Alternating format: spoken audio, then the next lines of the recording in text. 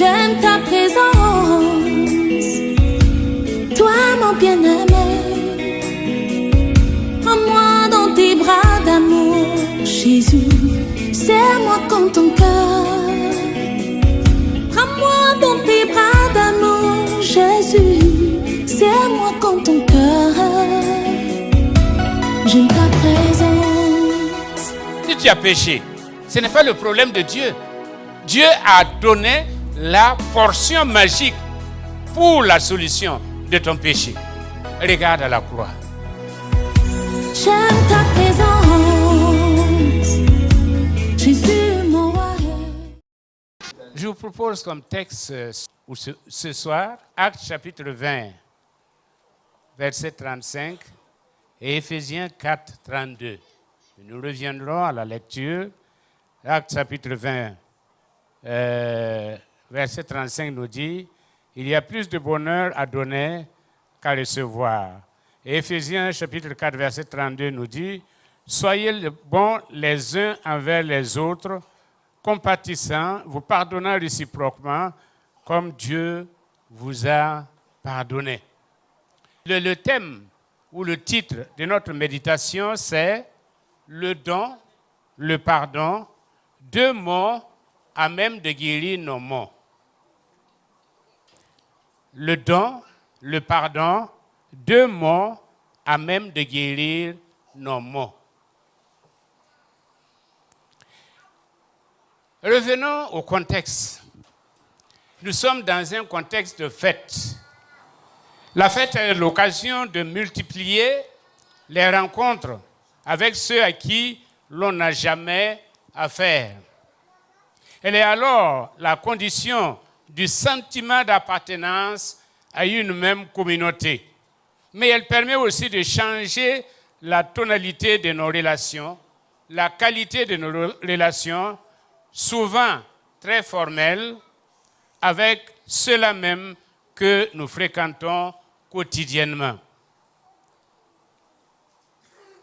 Eh bien, pendant la fête, nos relations perdent leur apparente unidimensionnalité pour devenir vraiment multidimensionnelles.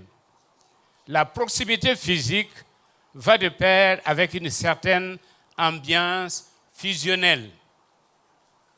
Dans la Bible, par les fêtes, l'être humain ne se contente pas de reconnaître en Dieu son bienfaiteur seulement, mais il déclare la grâce généreuse et gratuite de ce bienfaiteur à l'égard de son peuple qu'il a libéré et qu'il a positionné. Nous voyons ça dans Exode, chapitre 10, verset 2.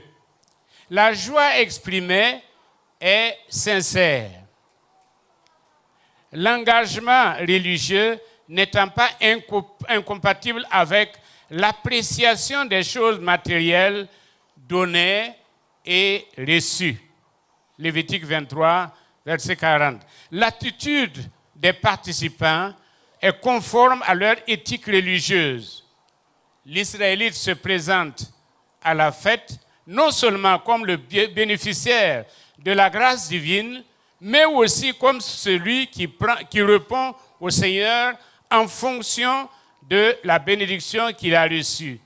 Et avec un cœur disposé à partager cette bénédiction avec son voisinage et avec les moins nantis. C'était l'occasion de remise de dettes. C'était l'occasion de libération des prisonniers. Par exemple, le jubilé. Le décor planté, revenons à nos deux textes. D'abord, le don.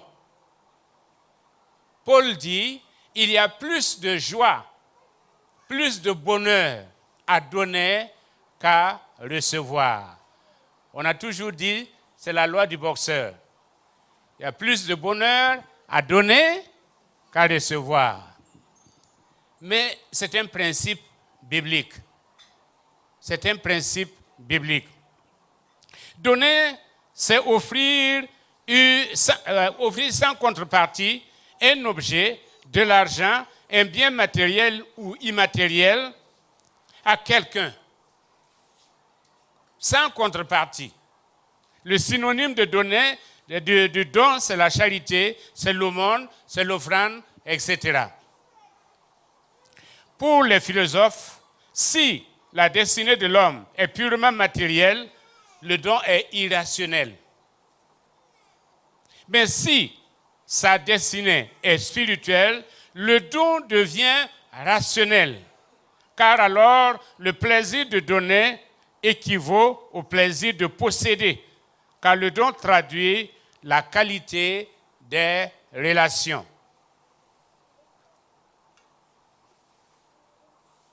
Pour saint Thomas, il y a une équation entre plaisir et gratuité. Donner gratuitement et prendre plaisir dans le plaisir de l'autre. Quand on donne, on prend plaisir dans le plaisir de l'autre. Donc, dans la gratuité, il y a un plaisir. Si le donateur ou le donneur, on dit donateur quand ce sont des grosses sommes, donneur quand ce sont des petites sommes. Si le donateur ou le donneur ne trouve pas de plaisir dans le plaisir de l'autre, alors on parle de perversion du don. On parle de perversion du don. C'est le cas, malheureusement, des politiciens. Ils ne trouvent pas du plaisir dans le plaisir du receveur. Ils trouvent du plaisir simplement à donner et en contrepartie avoir des voix. 3 sortes de dons selon les sociologues. Il y a l'échange rituel. L'échange rituel, c'est donner à Dieu dans l'espoir de recevoir un peu plus. C'est un calcul qui ne dit pas son nom. On donne à Dieu et on se dit, si je donne beaucoup à Dieu, Dieu va me donner beaucoup. Non, ça ne marche pas comme ça. Mais en tout cas, ça existe, ce principe-là. Le deuxième principe, c'est échange intercommunautaire. Le don qui maintient la cohésion du groupe. Le don qui maintient la cohésion du groupe. Et troisièmement, la marque d'une distinction sociale. Par exemple, compétition sur le terrain économique ou politique. C'est le style de comportement de certains hommes d'affaires ou de certains hommes politiques. Quand vous voyez, je ne dis pas, on ne va pas venir vous donner discrètement la chose, mais on donne la chose avec publicité. Donc, ce n'est pas vous l'intéressé, que vous soyez content ou pas, ce n'est pas leur problème. Mais leur problème, c'est qu'on sache qu'on a donné, que le monde entier sache qu'on a donné. Ça, c'est un don à sens unique. Pour Marcel Mauss, dans son livre Essai sur le don se présente sous forme d'acte. Le don se présente sous forme d'acte. Acte 1, le don présuppose que le bonheur du donateur ou du donneur passe par le bonheur de l'autre. C'est-à-dire que quand on donne, en fait, c'est le principe, il y a plus de bonheur à donner qu'à recevoir. Le donneur trouve plus de plaisir, plus de bonheur parce qu'il a rendu quelqu'un heureux, il a donné du bonheur à quelqu'un. C'est le donner, le recevoir et le rendre compte. Acte 2, l'acceptation du don. Le receveur, reconnaissant la valeur du don pour son propre usage. J'ai donné, mais le receveur, celui qui reçoit le don, eh bien, il apprécie le don parce que ça rencontre son besoin.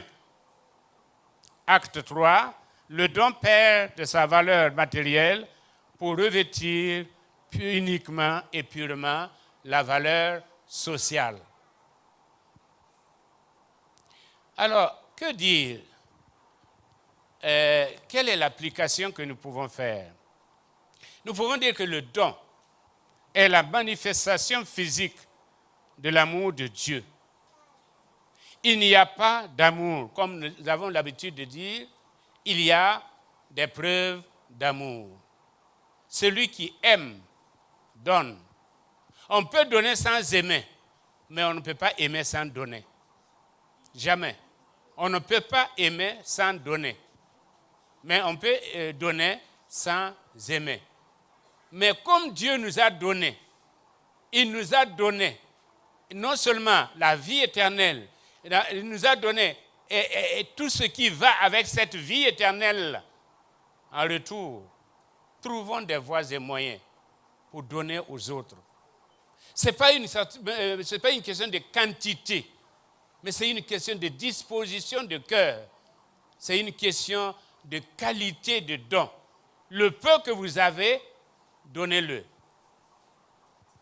Et le Seigneur, qui sait tout, vous récompensera. Il n'y a pas de fête sans don.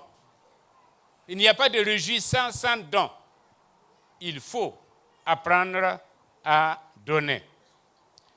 Comme nous l'avons dit souvent, ce que j'ai gardé, je l'ai perdu. C'est l'épitaphe sur une tombe. Ce que j'ai gardé, je l'ai perdu. Ce que j'ai dépensé, je l'avais. Ce que j'ai donné, c'est ce que j'ai. Que le Seigneur nous fasse comprendre que le don est de Dieu, parce que Dieu lui-même s'est donné. Et il a donné son Fils. Et il nous invite à donner. Il y a des gens qui ont le don de recevoir, mais n'ont jamais le don de donner. Et il y a quelqu'un qui a demandé de prier pour moi, parce que j'ai un défaut, je peux mourir avec ça. Il dit, je ne peux pas donner. D'accord, rali, rapiengé. Ça, c'est la loi dans le monde et des commerçants. Et d'ailleurs, même dans le monde, plus tu gardes, plus tu deviens riche. Mais en Dieu, plus tu donnes, plus tu deviens riche. Amen. On ne s'appauvrit jamais en donnant. Ce sont des occasions. Je voudrais vraiment que chacun, que personne ne passe cette période-là sans donner quelque chose à quelqu'un. Je ne parle pas des maris qui donnent aux femmes. Parce que votre amen là est motivé. Vous aussi donnez à vos maris.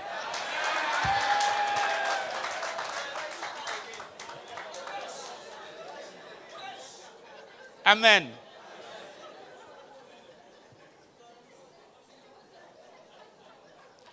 Vous savez, le don permet d'abord, entre autres, la guérison. Le don permet la guérison. Par exemple, la sœur, le pasteur Silas Ouedraogo nous a raconté l'histoire ici. La sœur qui était sur son lit de mort, qui a fait appel au pasteur. Elle a remis une certaine somme à ce pasteur en disant, eh bien, je cotisais ça pour t'acheter une mobilette. Mais comme je vais mourir, je vais quand même te remettre la somme. Le pasteur a pris la somme. Et quand il est parti, la sœur a été complètement guérie. C'est le don qui a provoqué sa guérison. Tel qui donne et est enrichi, tel qui retient et s'appauvrit. C'est un principe biblique. C'est un principe biblique. Et l'enfant de Dieu doit être un donneur. Pas seulement un donneur universel. Pas seulement de sang, mais aussi d'argent et de tous les moyens. Le don peut remplacer la prière. Et je raconte une histoire qui m'a été racontée. C'est l'histoire d'une sœur qui s'apprêtait à aller à une réunion de prière. Et vous savez ce que le Seigneur lui a dit? Le Seigneur lui a dit, au lieu d'aller à la réunion de prière, Eh bien, l'argent que tu as, elle avait 1000 francs. Cette histoire est connue de certaines personnes. Elle avait 1000 francs. Et le Seigneur lui a donné exactement ce qu'il fallait acheter avec les 1000 francs là, en disant, tu vas faire ça et tu vas préparer pour le serviteur de Dieu. Et le reste là, ce que tu voulais aller demander à Dieu là, je te le donne. Amen. Et ça s'est réalisé comme ça. Le don peut remplacer la prière. Des fois, nous prions, nous crions. Et puis, à côté, nous avons quelqu'un qui est dans le besoin. En tout cas, le principe de préparer, que ce soit Élie, que ce soit Élisée, et que ce soit Jésus, le principe de préparer pour un serviteur de Dieu est un principe biblique. Les 2 veuves ont été bénies. Fais d'abord pour moi. Et ensuite, et le Seigneur a béni. Maintenant, arrivons au deuxième principe, le pardon. Éphésiens 4, 32, comme nous l'avons lu, « Soyez bons les uns envers les autres, compatissants, vous pardonnant réciproquement, comme Dieu vous a pardonné. » Si Dieu ne vous a pas pardonné, ne pardonnez pas. Si vraiment Dieu ne vous a pas pardonné, eh bien, il faut en vouloir à quelqu'un toute votre vie. Mais si Dieu vous a pardonné, vous n'avez pas le droit de retenir quelque chose contre quelqu'un. À partir de ce moment, vous n'êtes plus enfant de Dieu. Vous n'êtes plus enfant de Dieu. Vous n'êtes pas approuvé de Dieu. Vous pouvez tout faire, mais vous n'aurez rien. Et surtout, vous allez rater le ciel. Pardonner, c'est supporter. Selon le dictionnaire Larousse, entre autres définitions, c'est supporter, tolérer, excuser un comportement. Et le synonyme de pardonner, c'est oublier, remettre, passer outre sur une faute, absoudre, gracier. Amen. N'est-ce pas ce que Dieu a fait pour nous? Si je suis là, c'est par la grâce de Dieu. C'est par la grâce de Dieu. Le pardon constitue le fond biblique de la foi chrétienne. C'est le pardon qui constitue le fond biblique de la foi chrétienne. Même les alpazines tab, mahma yemra, winning pas sobo. Ziga han sobre. Yam konzine taba. Si nous voulons être sous le même toit que Dieu, et surtout si nous voulons hériter du royaume des cieux, apprenons à pardonner. Peuple de Dieu, c'est un cri de cœur basé sur la parole de Dieu. Parce que nous passons à côté, comme Soren Kierkegaard l'a dit, Dieu nous cache les choses en les mettant à côté de nous.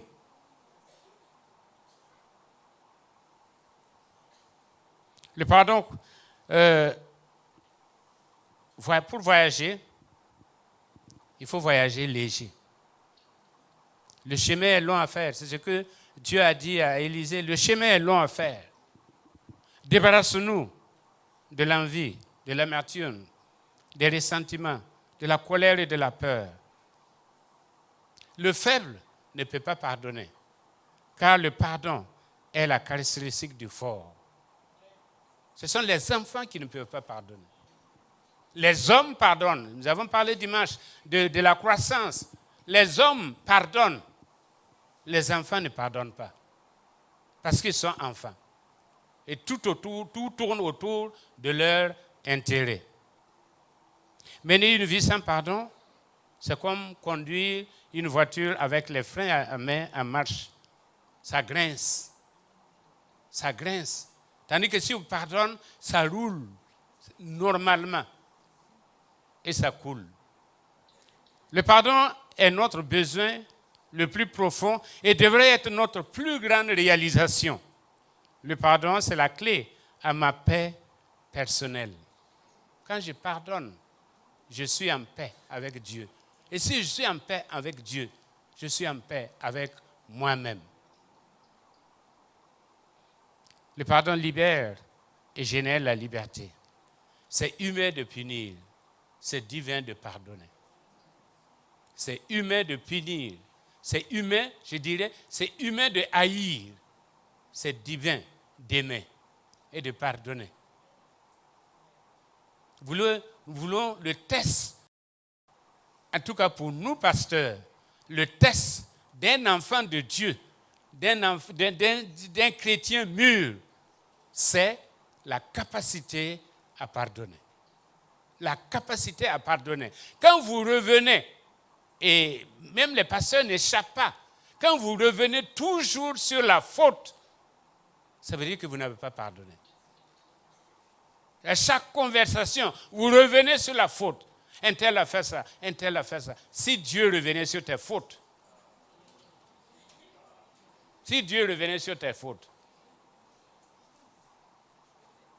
vous vous souvenez, pour ceux qui viennent de l'église centrale, de ce pasteur noir qui a prêché, et il a dit, le pardon, c'est comme quelqu'un qui va pécher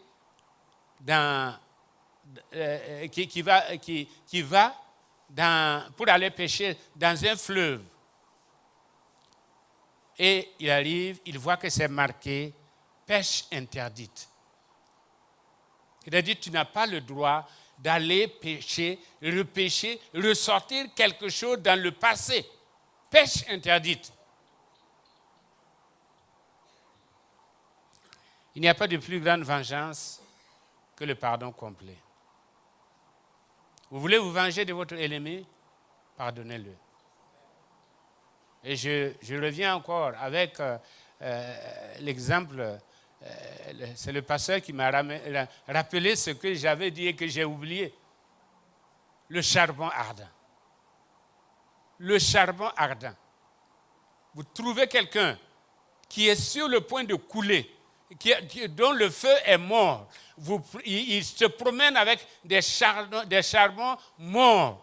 Et vous allez mettre du feu, de votre feu, sur son charbon à lui, pour ranimer le charbon.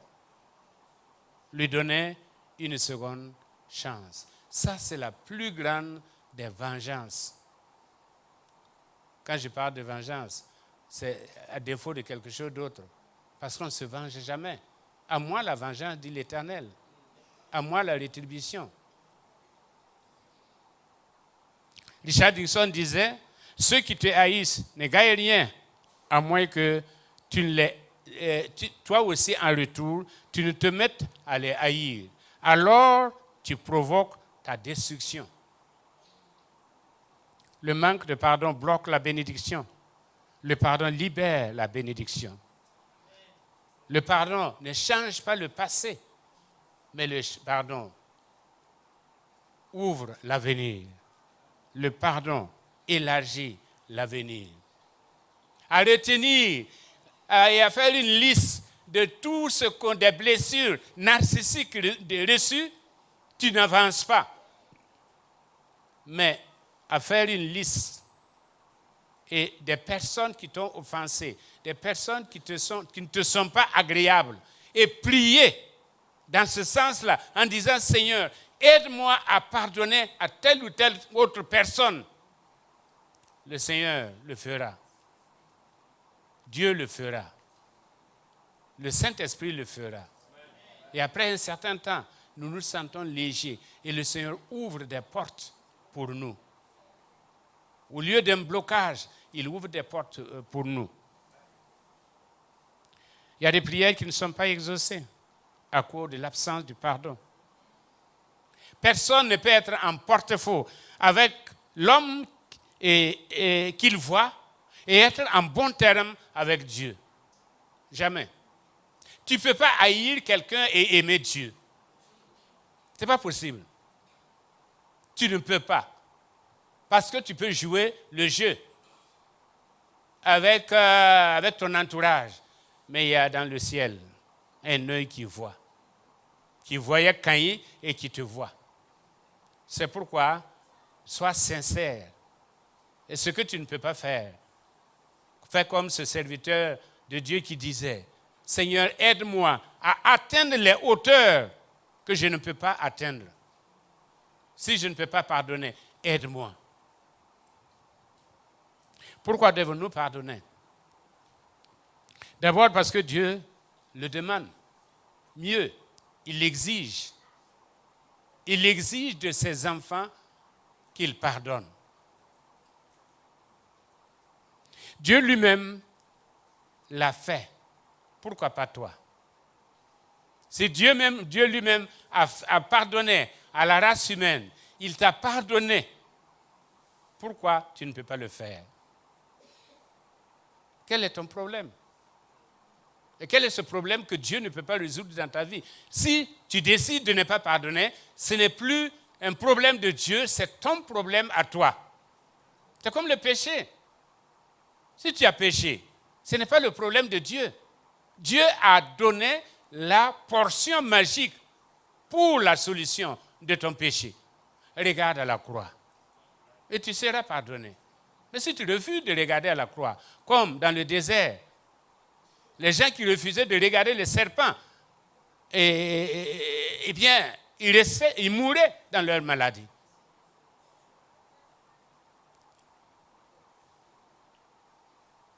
Le non-pardon montre que nous n'appartenons pas à Dieu. Nous sommes au diable. Il n'y a pas autre chose, il n'y a pas autre mot pour définir. Le manque de pardon montre que nous n'appartenons pas à Dieu. Nous appartenons au diable. Nous sommes loin de Dieu. C'est pourquoi on dit souvent qu'il y a beaucoup qui viennent à l'église, mais peu vont à Christ. Beaucoup viennent à l'église, mais peu vont à Christ. Parce que l'église, peut-être qu'on est né chrétien. Enfin, on est né dans une famille chrétienne. On a grandi en allant à l'église. On ne peut pas aller ailleurs qu'à l'église. Mais cela ne veut pas dire que nous sommes profondément chrétiens et que nous aimons profondément notre Dieu. Non. L'église peut être une habitude parmi toutes les autres habitudes, sans nous conduire réellement à Christ. Si nous refusons de pardonner, la résultante, c'est que Dieu aussi refuse de nous pardonner. Si tu ne peux pas dire « pardonne-moi mes offenses », s'il n'y a pas le « comme », ce n'est même pas la peine de demander pardon.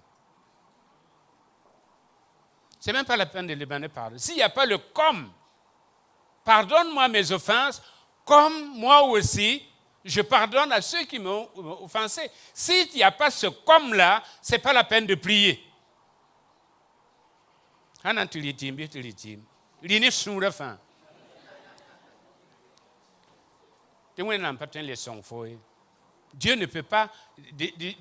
ne peut pas t'assister. La grâce de Dieu s'en va de toi.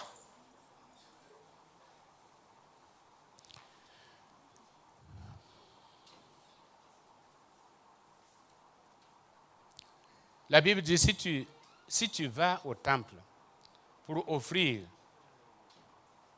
ton offrande, enfin, pour donner ton offrande, et si tu te souviens qu'il y a quelque chose, répare. Il faut réparer avant d'aller. Sinon, ton offrande sera vaine. Dieu ne va pas agréer cette offrande-là. C'est comme l'offrande de Caïn. C'est une offrande qui ne plaît pas à Dieu. Parce que souvent, nous voulons remplacer l'offrande par le pardon. On pense que comme je donne, comme je fais ceci, non, ça ne remplace pas. Nous avons dit qu'un millimètre d'obéissance vaut mieux qu'une tonne de prière. Si tu te souviens, répare. Parce que Paul a dit, quand même je donnerai mon corps à être sacrifié, si je n'ai pas l'amour, la charité, c'est-à-dire si je ne peux pas avoir cette sociométrie Le fait d'approcher mon frère, ma soeur, et de rire, et de le reconnaître que lui aussi, elle aussi, est un enfant comme moi, qu'on appartient à la même famille, et que c'est le sang de Jésus qui coule dans nos veines, à partir de ce moment, j'aurais tout fait, mais je m'entendrais dire, je ne te connais pas. Je ne t'ai jamais connu. C'était le drame de la Côte d'Ivoire. Et le docteur Abel Djalilou a écrit le livre là-dessus. De quelle tribu es-tu? De quel clan es-tu? Parce qu'on s'est mis à différencier. Et puis ensuite, on a animalisé. On voit l'autre comme un animal, ce n'est pas comme un être humain. Donc, on rend service à la société en la débarrassant de cet animal-là. Pardonner, le pardon est nécessaire pour avancer. Pardonner, c'est témoigner de la nature de Christ. C'est témoigner de la nature de Christ. Pardonner, c'est se décharger d'un fardeau. C'est se décharger d'un fardeau. Vous savez, j'expliquais à quelqu'un hier, parler du paradoxe. Le paradoxe de la puissance. Paul qui dit, j'ai laissé Trophime malade à Milet. Et lui-même, il était malade. Pourtant, il priait pour les malades. Et ça m'a rappelé le pasteur Koudrema. Son seul fils, son fils unique, est mort de tumeur de cerveau pendant que lui-même priait pour les malades. C'est le paradoxe. Paradoxe de la puissance. Nous n'allons pas nous débarrasser de tous les maux, ni dans la famille, ni dans l'Église. Vous aurez toujours des Judas avec vous. Des Judas avec vous. Mais ce n'est pas à vous à régler le problème de Judas. Réglez votre problème. Réglez votre problème. Et laissez Judas. Au moment opportun, il viendra et il saura. Dieu saura ce qu'il va faire de lui. De toute façon, le méchant, soit il se répand, soit il fuit, soit il meurt. S'il refuse de se repentir, eh bien qu'il fuit les lieux. Sinon, il ne tiendra pas devant la présence de Dieu.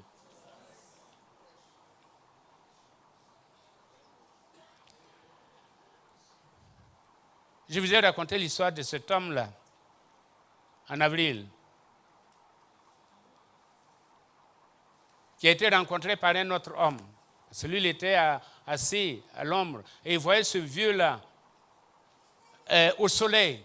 Il l'appelle, il donne de l'eau à boire et lui demande « Qu'est-ce qui vous motive? Qu'est-ce qui fait que vous vous déplacez sous ce soleil-là » Il a dit « Je cherche mon ennemi. » Je cherche mon ennemi, non pas pour lui faire du mal, mais pour lui faire du bien. Parce que lui, il abonde dans le mal. Mais je vais lui prouver que moi, j'abonde dans le bien. Sois supérieur à celui ou à celle que tu reproches, que tu n'aimes pas. Sois supérieur. Montre que tu as l'Esprit de Dieu en toi.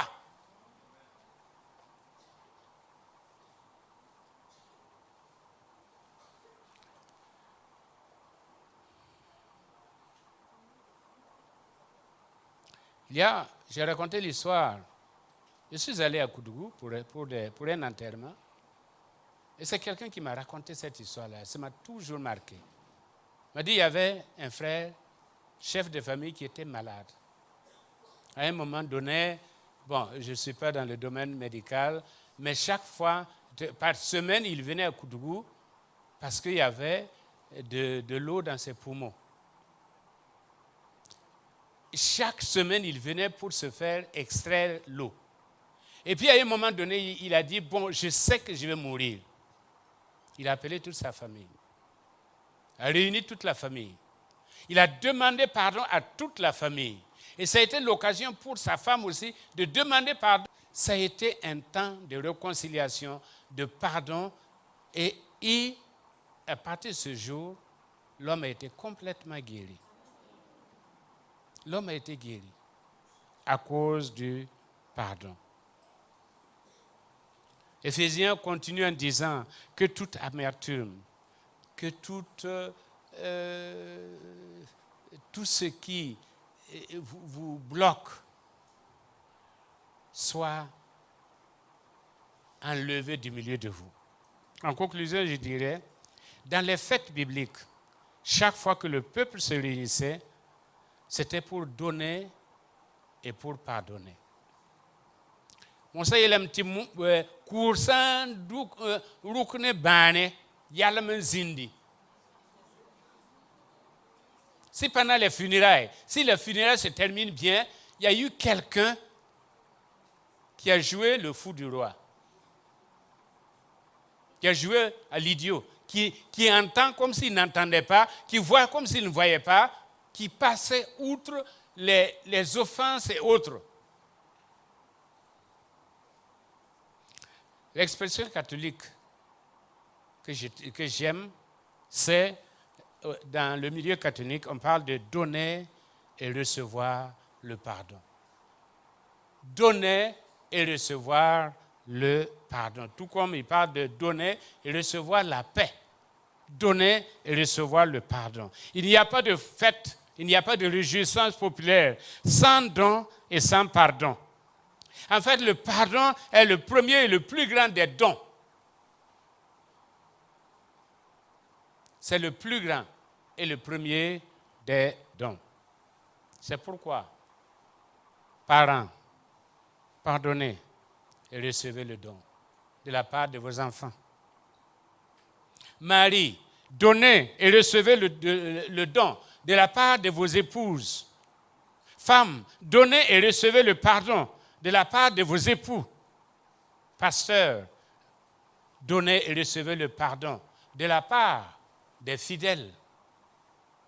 Diacres, donnez et recevez le pardon de la part des gens que vous gérez et qui vous blessent. ASC, donnez et recevez le pardon. Je ne dirai pas de la part du maire. Mais en tout cas, donnez et recevez le pardon. Mais donnez et recevez le pardon. Jade, donnez et recevez le pardon. Dénade, donnez et recevez le pardon. Vous, les moniteurs qui encadrez les enfants, ce n'est pas tout le jour que vous êtes compris. Des fois, vous êtes pris à partie, alors que vous voulez aider ces enfants à grandir dans la crainte de l'Éternel. Donnez et recevez le pardon. La grandeur d'un homme se voit dans la façon dont il traite les petits. La grandeur d'un homme se voit dans la façon dont il traite les petits. Et qu'il traite les offensés. Et qu'il traite ceux qui sont humiliés par la faute. Peuple de Dieu, sanctifié et justifié, appelé du nom du Seigneur, donnez et recevez le pardon de Dieu. Le don et le pardon, c'est deux mots qui peuvent guérir nos maux à nous. Que le Seigneur nous bénisse. Amen.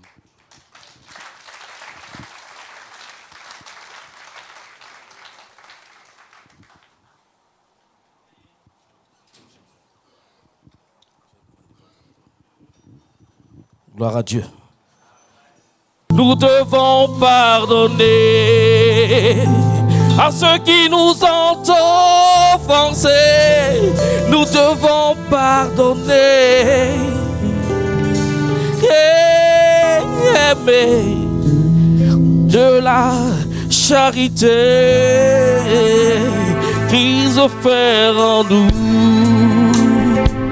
Toutes choses nouvelles, chaque jour un peu d'amour, comme des témoins fidèles. Nous devons pardonner à ceux qui nous ont offensés. Nous devons pardonner et aimer de la charité. Christ est mort sur la croix. Nous devons avoir la foi. Il nous a justifiés. Oh, nous devons le glorifier. Oh, Christ est mort sur la croix. Oh, nous devons avoir la foi. Oh, il nous a justifiés. Oh, nous devons le glorifier. Il faut pardonner. Il faut pardonner. Il faut pardonner. Il faut pardonner. Il faut pardonner. Il faut pardonner. Il faut pardonner. Il faut pardonner. Il faut pardonner. Oh, il faut pardonner. Il faut pardonner. Il faut pardonner. Il faut pardonner. Il faut pardonner. Alléluia.